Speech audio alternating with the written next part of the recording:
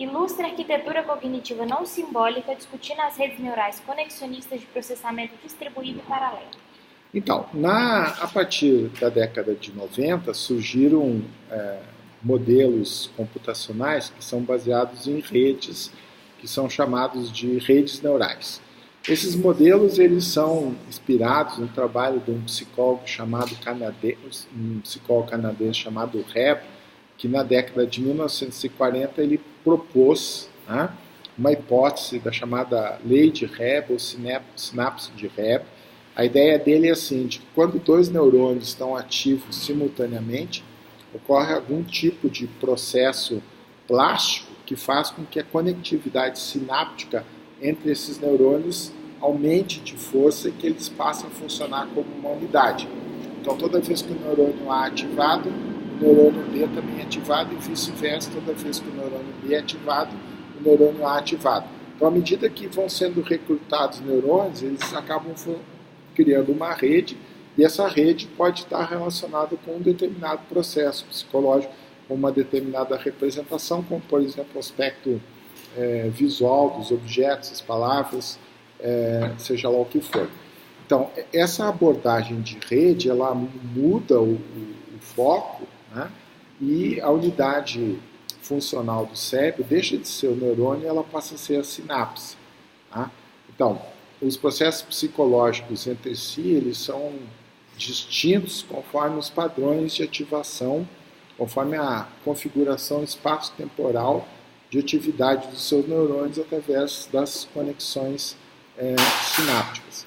Essas conexões sinápticas, então, como o Reb postulou, elas são plásticas, elas estão constantemente sendo formadas e desmanchadas. Tá? Se dois neurônios estão ativos simultaneamente, reforça a conexão. Se eles não estão ativos simultaneamente, enfraquece a conexão deles. O que o pessoal descobriu na informática é de que esse tipo de modelo, né, essa analogia do cérebro como sendo uma grande rede neural com 200 bilhões de neurônios, ele pode ser usado para processar a informação em modelinhos bastante simples. Né? Então, modelos que são plásticos, que são adaptativos, que têm essa capacidade de mudar a configuração da sua conectividade sináptica espaço-temporal. Então, esses modelos conseguem aprender coisas, eles conseguem exibir comportamentos inteligentes, que a gente chama, entre aspas, né? Conseguem aprender coisas, e a aprendizagem, então, é dada pela mudança nessas configurações sinápticas. Esses modelos, eles não têm uma pré-programação, você não precisa programar um programa nos mínimos detalhes, quer dizer, que você tem ali uma arquitetura do sistema, você tem uma série de unidades que elas podem ser organizadas com uma determinada arquitetura. Geralmente o pessoal trabalha muito com unidades com em torno de 1000 neurônios, organizados em sistema de 3 camadas, uma camada de input, uma de output e uma camada escondida. Tá? Não existe, então, um programa, quer dizer, o programa é a tarefa, né? A arquitetura que é dada para o sistema é a tarefa, quer dizer, o que você quer que o sistema faça. Você quer que ele reconheça a linguagem, por exemplo, então você emite um estímulo sonoro, codifica esse estímulo de maneira digital e ele vai gerar uma pronúncia e você vai dizer se a pronúncia está correta ou não está correta. Se não estiver correta, vai fazendo ajustes na configuração sináptica na camada escondida até emitir a resposta correta. Não existe assim uma distinção entre software e hardware. Né? Então, assim, só o hardware é o próprio software. Quer dizer, a aprendizagem se dá pela mudança da estrutura física do sistema sob a forma das conexões sinápticas.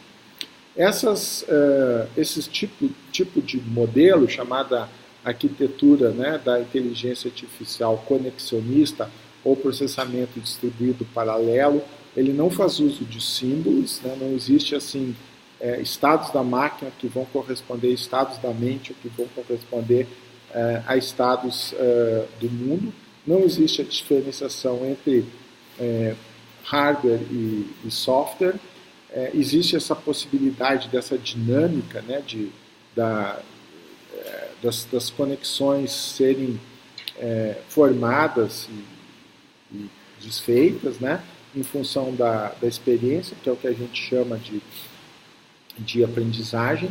O sistema tem algumas propriedades, né, típicas de sistemas dinâmicos. Uma delas é a emergência. Então, pode surgir comportamentos novos, mudanças qualitativas.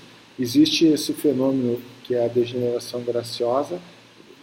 Para você perturbar o funcionamento do sistema, não basta você destruir uma unidade numa determinada localização, sim, você tem que destruir um determinado limiar de unidades, porque senão o sistema ele tende, né, a se adaptar, a se reconfigurar e continuar executando a tarefa. Tá? Esses modelos eles têm um apelo intuitivo grande, né, porque a gente hoje em dia tem essa noção, né, de que o cérebro é uma grande rede neural com 200 bilhões de neurônios. Eles têm algumas limitações, né? A catástrofe por superposição, a superposição de padrões é uma. Essas redes mais simples, né, de camada de input-output escondida, elas não dão conta de implementar processos psicológicos que dependem da organização sequencial do comportamento.